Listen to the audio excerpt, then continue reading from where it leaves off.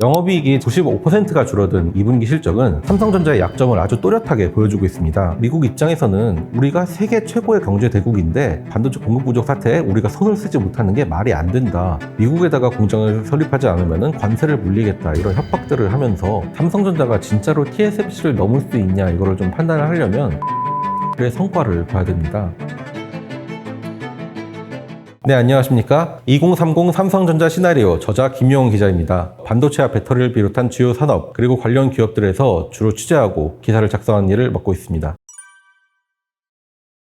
영업이익이 작년 동기 대비해서 95%가 줄어든 2분기 실적은 삼성전자의 약점을 아주 또렷하게 보여주고 있습니다. 2분기에 삼성전자가 스마트폰과 같은 모바일 그리고 TV, 가전에서 벌어들인 영업이익은 오히려 작년 동기 대비해서 8천억 원 정도가 늘었는데 왜 이렇게 큰 적자가 났냐 하면은 이 반도체 사업에서 본 적자만 4조 원을 넘었습니다. 이 1, 2분기를 합치면은 반도체 사업에서 본 적자폭이 9조 원에 달했는데요. 삼성전자가 전체 실적을 이렇게 반도체에 크게 의존을 하고 있다 보니까 이렇게 2분기 실적처럼 드라마틱한 감소가 나타나게 된 겁니다. 그러면 왜 작년 2분기에는 영업이익 10조 원을 냈던 반도체가 올해 2분기에는 4조 원의 적자를 냈는가? 이게 삼성전자의 아킬레스건을 좀 보여주고 있는데요. 반도체는 크게 D램이나 낸드 플래시 같은 메모리 반도체, 그리고 파운드리를 비롯한 시스템 반도체로 나눠지고 있습니다. 삼성전자는 이 메모리 반도체 시장에서 30년 넘게 전 세계 1위를 지키고 있습니다. 그런데 이 메모리 반도체의 특징이 이 똑같은 제품의 가격이 수요랑 공급 상황의 변화에 따라서 1년 만에 절반 밑으로 떨어질 수도 있고 가격 변동성이 매우 크다는 겁니다. 이 작년 말부터 중국이 코로나 봉쇄 조치에 들어가면서 전자제품 생산이 크게 위축이 되기 시작했고 또 전 세계적으로는 코로나 특수가 끝나고 본격적인 인플레이션이 시작이 되면서 PC, 스마트폰 이런 전자제품의 수요가 아주 크게 줄어들기 시작했습니다.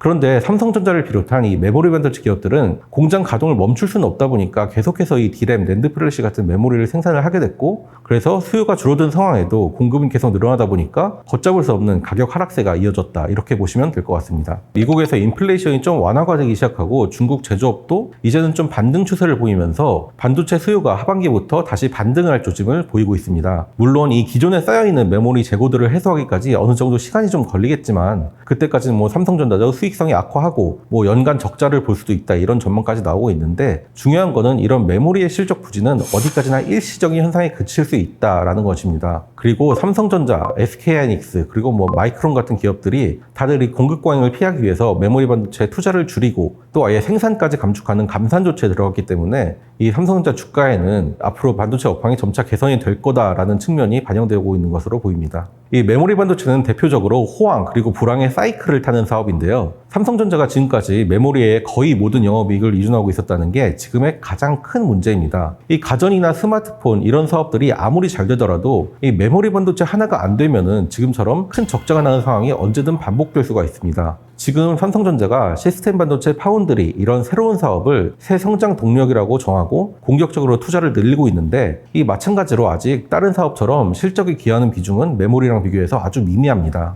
결국 이런 영업이익 급감 같은 사태가 재현이 되지 않으려면 삼성전자가 메모리에서 이 실적 비중을 크게 낮춰야 되는데 이게 단기간에는 좀 현실적으로 쉽지가 않은 일이다 이렇게 보고 있습니다.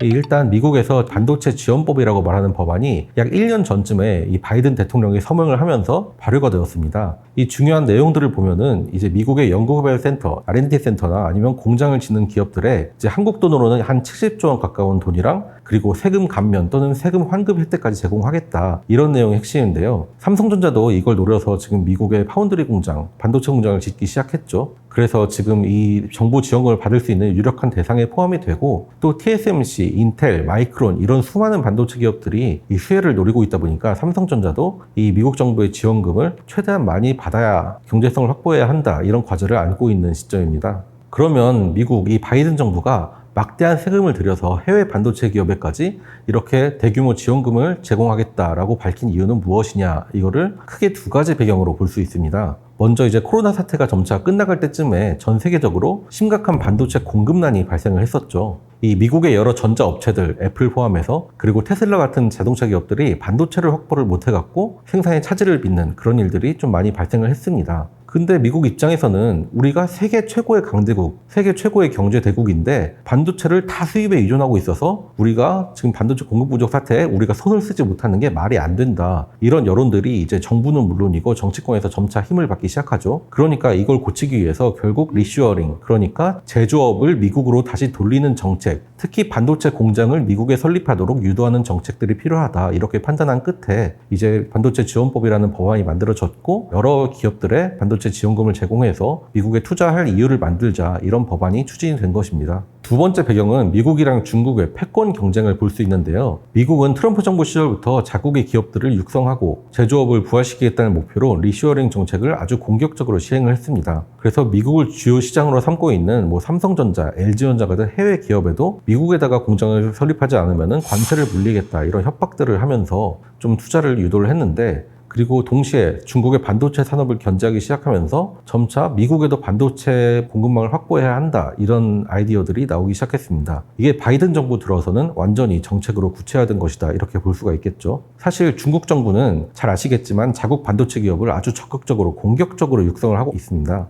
이 시설 투자, 기술, 인력 확보는 물론 공장 설립 등은 꾸준히 지원하면서 또 정부 차원에서 대규모 펀드를 조성해서 중국 반도체 기업들이 이제 중국의 완전한 반도체 자급 체제를 구축하게 하겠다, 이런 반도체 굴기를 목표로 이 시진핑 정부 차원에서 꾸준히 추진하고 있는 정책인데요. 이 반도체가 중국 정부의 막대한 금전적 지원을 받아서 영향력을 점차 키우기 시작하니까 이제 그거의 위협을 느끼기 시작한 트럼프 정부에서 이걸 견제하겠다는 이런 입장을 보인 거고, 바이든 정부 들어서 미중 관계가 더 악화하기 시작하니까 바이든 정부가 더 센 정책들로 중국을 압박하고 또 규제를 강화하고 미국의 동맹국들에도 중국과 거래를 좀 중단하거나 줄여라, 이런 압박을 더하고 있는 상황입니다. 사실 트럼프 대통령이 연임에 실패를 하고 바이든이 당선이 되면서 중국 정부는 약간 막연한 기대감도 좀 품고 있었습니다. 왜냐하면 이 공화당이랑 비교해서 바이든 대통령이 있는 민주당은 이 대중국 무역에 훨씬 열린 태도를 좀 그동안 보여왔기 때문인데요. 그런데 바이든 정부는 이런 중국의 기대를 저버리고 오히려 훨씬 공격적이고 실효성이 있는 정책들로 중국을 압박을 하기 시작합니다. 이 미국의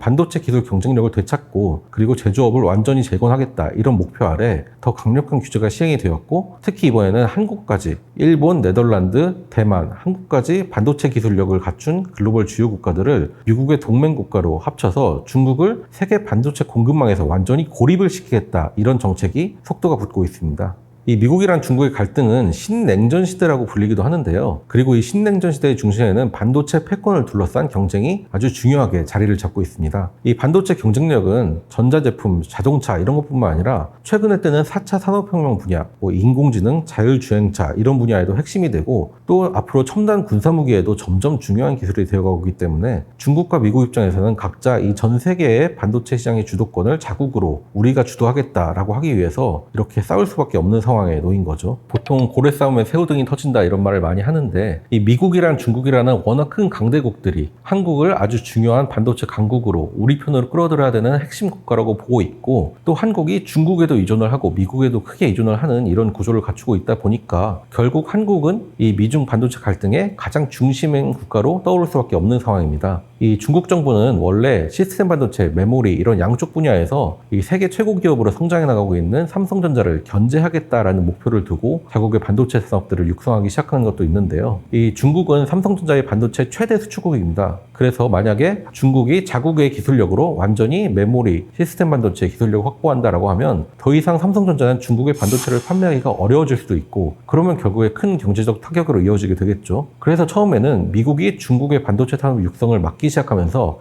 이게 삼성전자한테는 수혜가 될 수 있겠다, 이런 여론도 좀 힘을 얻기 시작했습니다. 그런데 지금 돌아가는 양상들을 보면 전혀 그렇지가 않다는 게 이제 널리 알려지게 되었죠. 이 미국은 자국 기업뿐만 아니라 삼성전자를 비롯한 다른 국가의 반도체 기업들이 중국이랑 거래를 하거나 아니면 중국에 투자하는 것까지 규제를 하기 시작했습니다.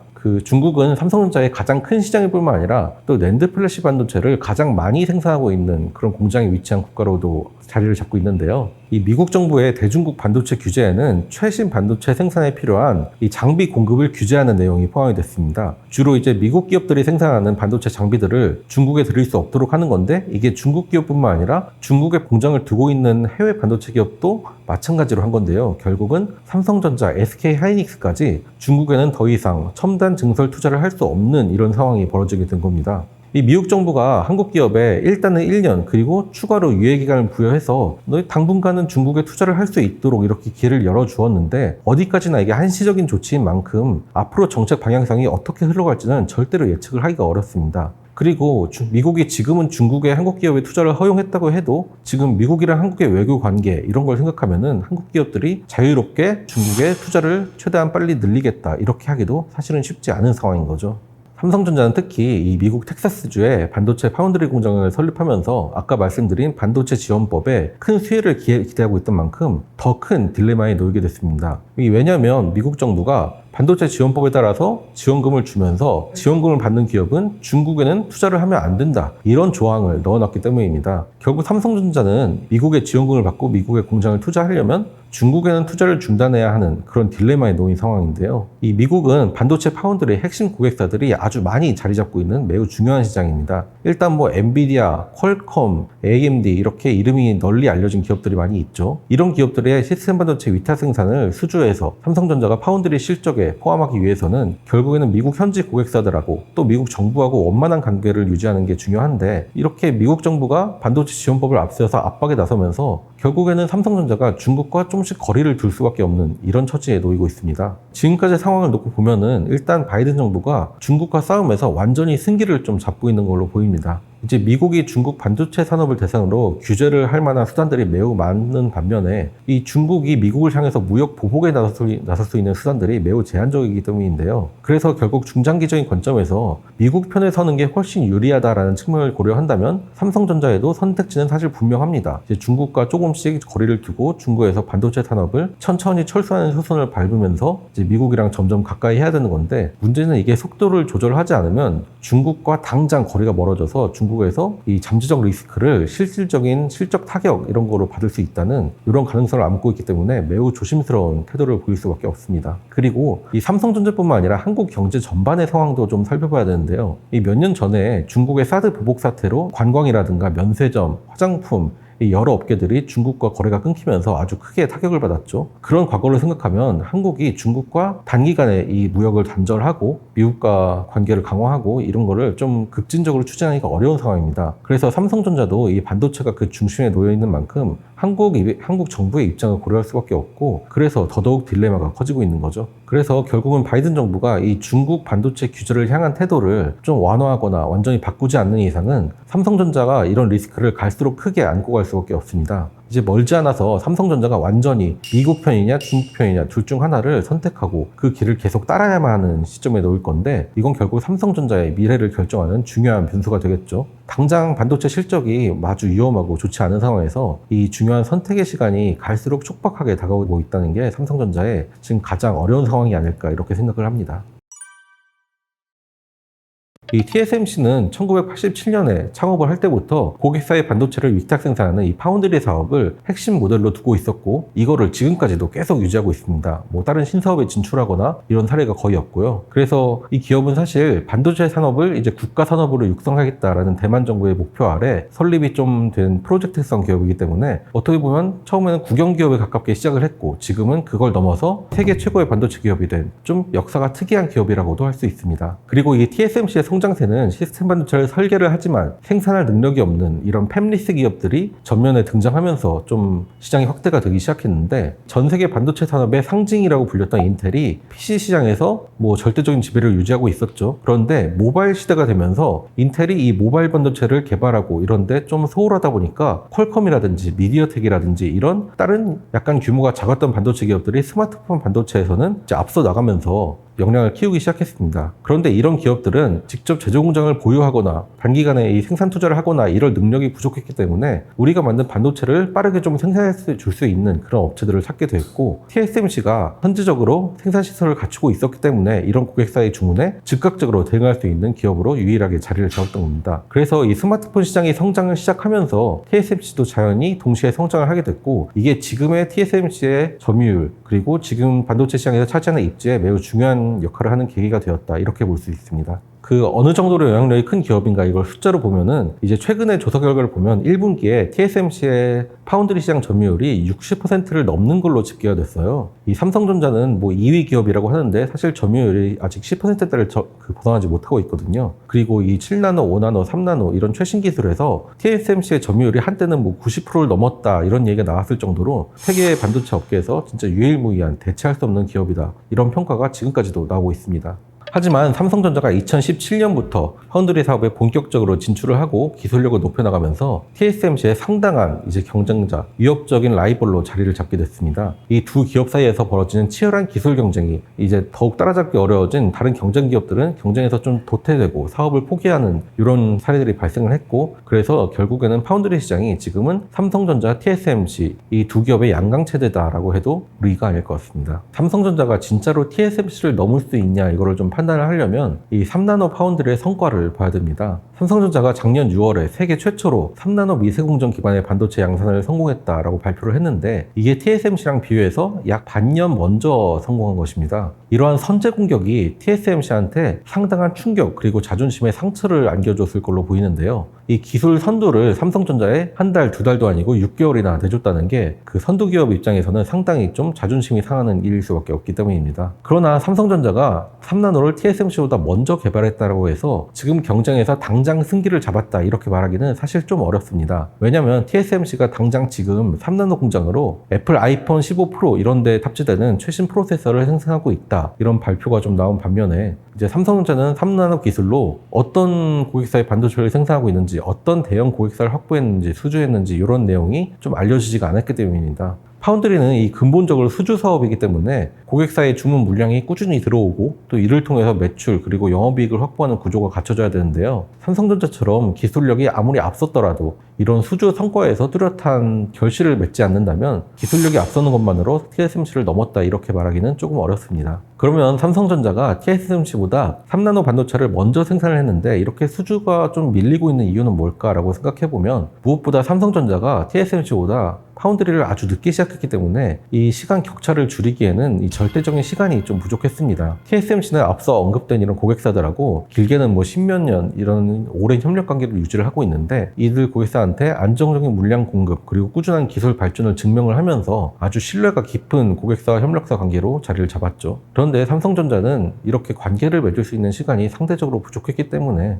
이 고객사 입장에서 굳이 삼성전자의 기술력이 아주 월등하게 뛰어나고 뭐 단가가 월등히 싸고 이런 차이가 있지 않는 이상은 기존에 쓰던 TSMC를 포기하고 삼성전자로 갈아탈 이유가 충분하지가 않은 것입니다. 또 TSMC는 반도체를 직접 설계하는 일이 없고 고객사가 주문한 것만 생산을 하는 반면에, 삼성전자는 자기들이 직접 반도체를 여러 가지 설계도 하고 또 이걸 생산도 하고 그리고 고객사 거를 파운드리로 생산도 해준다는 점에서 이 사업 구조에 가장 큰 차이를 보이고 있습니다. 이 퀄컴 같은 고객사를 예로 들면은 만약에 TSMC한테 생산을 맡긴다 이러면 TSMC는 반도체를 설계하는 기업이 아니기 때문에 좀 마음 놓고 맡길 수 있는데, 삼성전자는 약간 퀄컴의 라이벌 제품이라고 볼 수 있는 자체 스마트폰 프로세서를 만드는 기업이지 않습니까? 그래서 삼성전자한테 우리 프로세서를 생산해달라고 맡기기가 약간은 좀 꺼려질 수 있는 그런 문제가 있습니다. 이런 사업 구조가 삼성전자 파운드리의 좀 근본적인 약점이라고 볼 수 있습니다. 그래서 삼성전자는 TSMC 도전을 하는 이런 후발주자로서 이런 약점들을 안고 있다는 점을 어쩔 수 없이 좀 인정을 하고,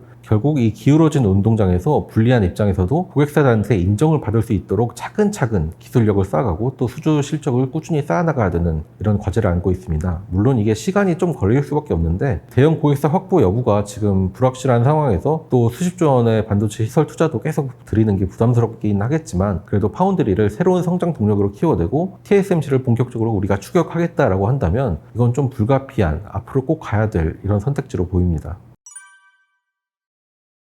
삼성전자가 인텔의 전철을 밟아서는 안 된다. 이 인텔이 PC 중심의 시대에 반도체 시장에서 사실 절대 강자에 가까운 이런 지위를 갖추고 있지 않았습니까? 그런데 인텔이 모바일 시장의 성장을 아주 과소평가를 했습니다. 뭐 일례로 애플이 인텔에다가 이 아이폰 S를 반도체를 생산해달라 이런 뭐 요구를 내놓은 적이 있었는데, 인텔이 그 모바일 시장 크지 않을 것 같은데 라고 하면서 그걸 거절했던 일이 있습니다. 이게 진짜 인텔의 역사를 바꿔놓았다고 할 만큼 약간 큰 패착이라고 볼 수 있는데요. 이 삼성전자 역시 잘못하면 이 모바일 사업 관련해서 인텔과 좀 비슷한 처지에 놓일 수 있습니다. 이 삼성전자는 스마트폰 시대의 도래에 맞춰서 반도체, 디스플레이, 그리고 스마트폰 완제품 여러 이런 핵심 기술력이라든가 이 생산 체계의 수직 계열화 구조를 갖춰냈고 결국 이 모바일 시장의 성장에 수혜를 극대화할 수 있었습니다. 이거는 약간 인텔이 PC 시장의 성장의 핵심 플레이어로 거듭났던 과거랑 유사한 측면이 있는데 삼성전자 역시 마찬가지로 지금 모바일 시장에서 성공에 너무 안주를 하다 보면은 이제 모바일 다음에 새로운 산업에 대응이 좀 늦어져서 인텔이 전철을 밟아서 몰락을 할 수 있다. 이런 내용이 핵심입니다. 이미 이 스마트폰 시장이 성숙기에 접어들어서 더 이상 뭐 큰 기술 발전도 없고 그리고 소비자들이 새로운 스마트폰을 그렇게 옛날처럼 적극적으로 사지도 않고 있잖아요. 이런 상황에서 삼성전자가 스마트폰 다음 먹거리, 다음 성장 동력에서 좀 입지를 구축하는 데 늦어지거나 아니면 다른 기업에 약간 선두를 뺏기거나 이런 일은 앞으로 좀 성장에 치명적으로 작용할 수 있다. 이런 내용입니다.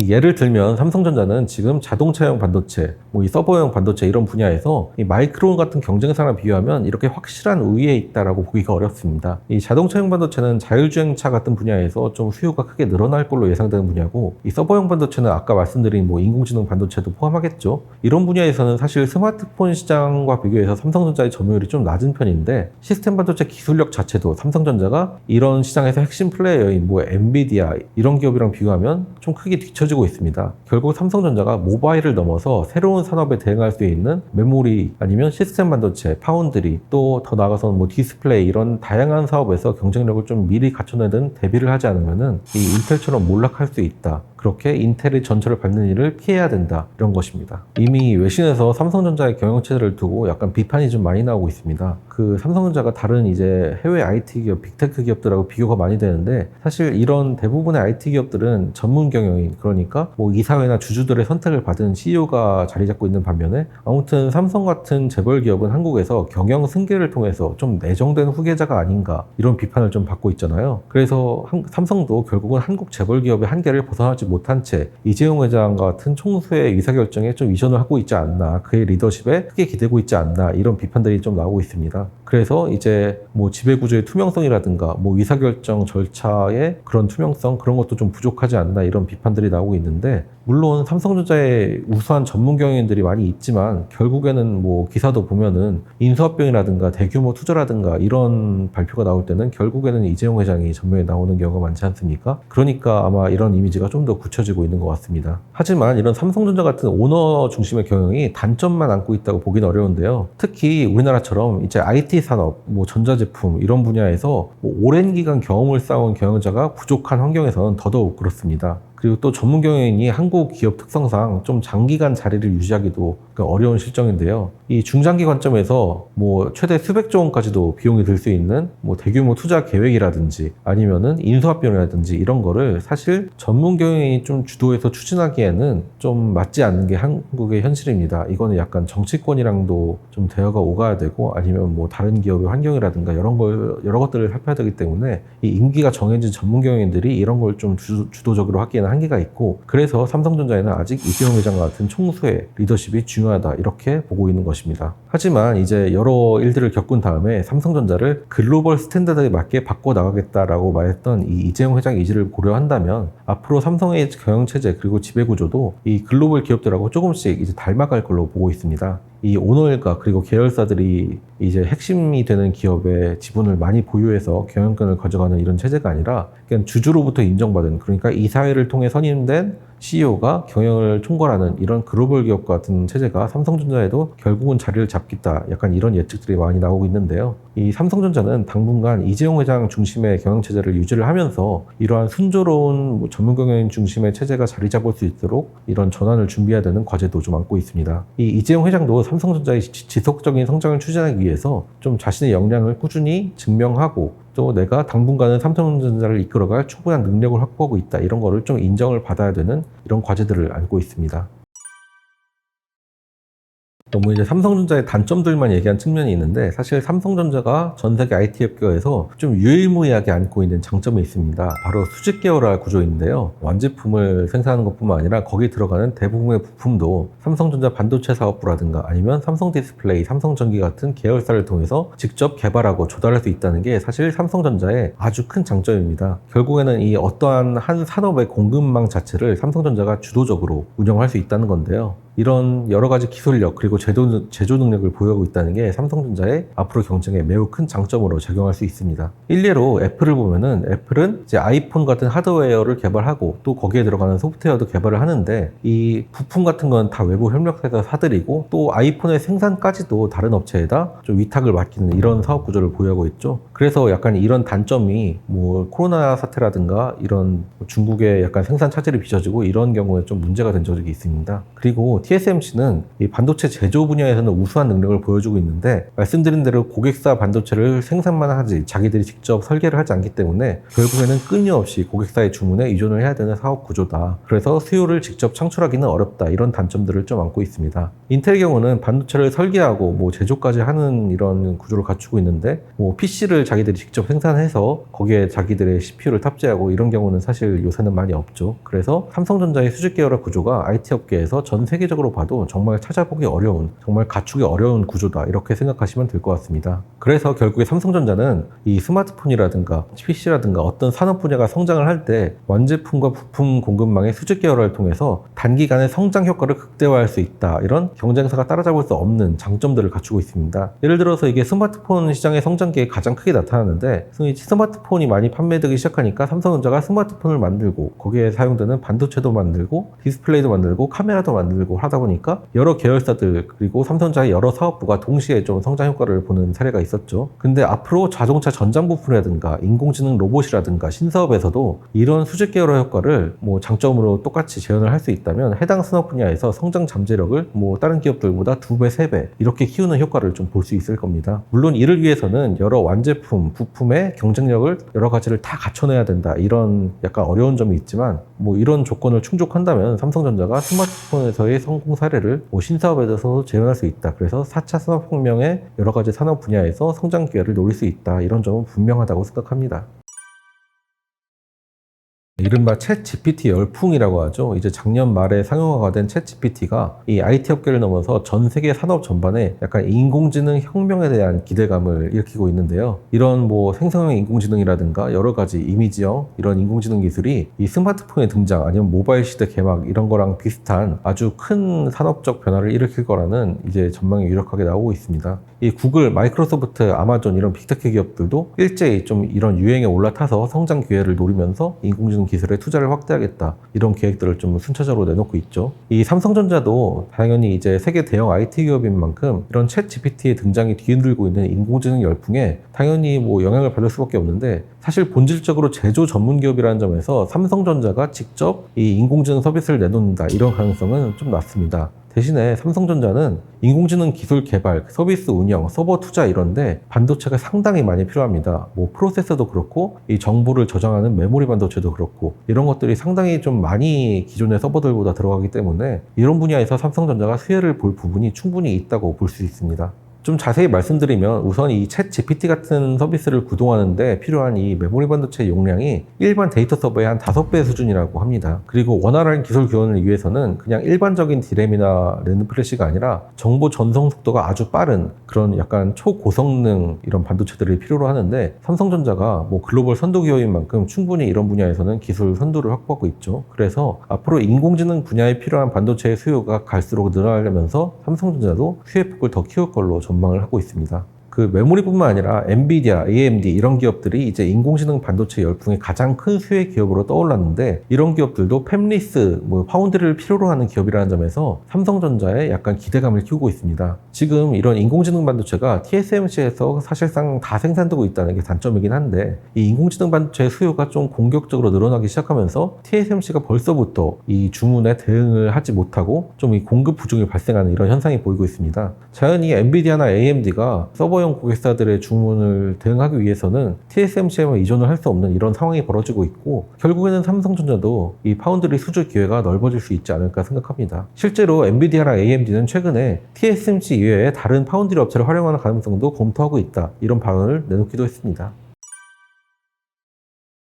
사실은 제가 투자 전문가로 나온 건 아니기 때문에 좀 전 세계적인 투자 전문가 워런 버핏의 사례를 예로 들어서 좀 설명을 드리고 싶은데요. 왜냐하면 워런 버핏이 삼성전자의 대표적인 라이벌 기업으로 언급했던 애플 그리고 TSMC에 모두 투자를 했기 때문입니다. 애플은 현재 버핏의 투자회사 버크셔에서 외에 가장 큰 비중을 차지하는 주식 자산으로 자리를 잡았고, 근데 반면에 TSMC는 작년 말에 워런 버핏이 매수를 한 다음에 이 가치 투자 원칙을 포기하고 몇 개월 만에 매도를 한 약간 이례적인 종목으로 아주 극명한 차이를 보이고 있습니다. 이 TSMC를 이처럼 단기간에 처분한 이유로 버핏은 이 중국의 위협을 안고 있는 대만의 지정학적 리스크, 이거를 이유로 들었습니다. 이 워런 버핏이 강조하는 가치 투자의 관점에서 보면은 어떤 기업에 투자하는 기준은 안정적인 이익을 꾸준히 내고 또 이걸 주주환원에 계속 활용을 할 수 있느냐, 그리고 소비자나 고객사의 입장에서 대체 불가능한 기업인가, 그리고 TSMC 매도 사례 같은 걸 보면 지정학적 리스크 같은 이런 큰 변수에서 자유로운가, 이거를 중요한 기준점으로 삼고 있다고 볼 수 있습니다. 따라서 이런 관점에서 삼성전자가 매력적인 투자 대상인지 살펴보려면 과연 애플처럼 확고한 브랜드 이미지를 갖추고 좀 고정적으로 수요를 발생시켜서 안정적인 이익을 낼 수 있는가, 그리고 TSMC랑 좀 다르게 정치적인 환경 변화 그리고 국제 무역 환경 변화에서 자유로운가, 이런 걸 좀 봐야 되는데, 결론적으로 말씀드리면 삼성전자가 워런 버핏의 선택을 받을 기업은 좀 부족하다, 이런 말씀을 좀 드릴 수 있습니다.